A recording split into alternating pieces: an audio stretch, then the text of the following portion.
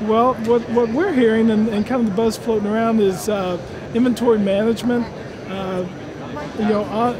online pricing, how to make sure that we've got a quick turn and things of that nature.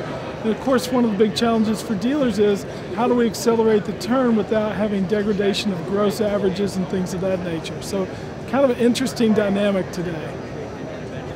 Well, the attendance seems to be up. There seems to be a lot of excitement. I'm hearing a lot of social media talk and how everyone sees that as a trend, but how do you utilize that in your dealership? That's one thing for sure.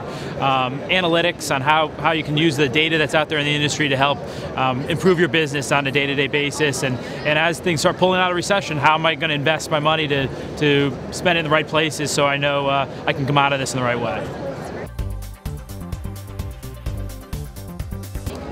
Well, we're looking at all the dollars that we're spending. We're trying to cut expenses where we can and consolidate. Online has been an ongoing thing with us for the last, 15 years. So, all we're doing is trying to redirect it, make sure our BDC centers know where our leads are coming from. So we're looking at all the new programs that are out there, new software, new ideas that we can integrate into the online situation, and then looking at a traditional media going forward and seeing if that still makes sense for us the way we've been spending.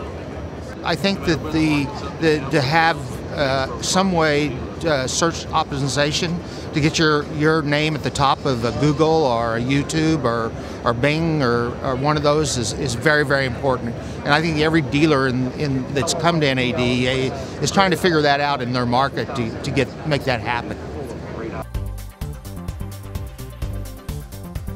What I would encourage as they get into social media is that they look at it as a brand building, they look at it to build traffic, and they use it to build their reputation and connect with their customers.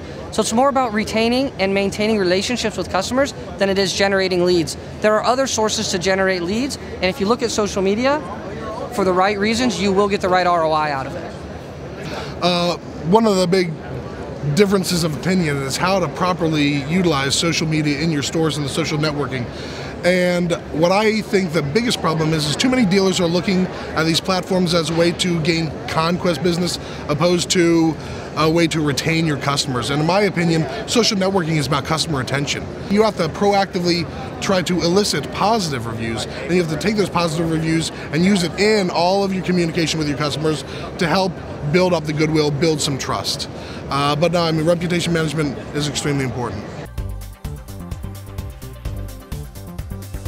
Probably the best thing that I could possibly urge is this is a time to come to the table, pick up the new things that are happening in this industry, and just absolutely go for it.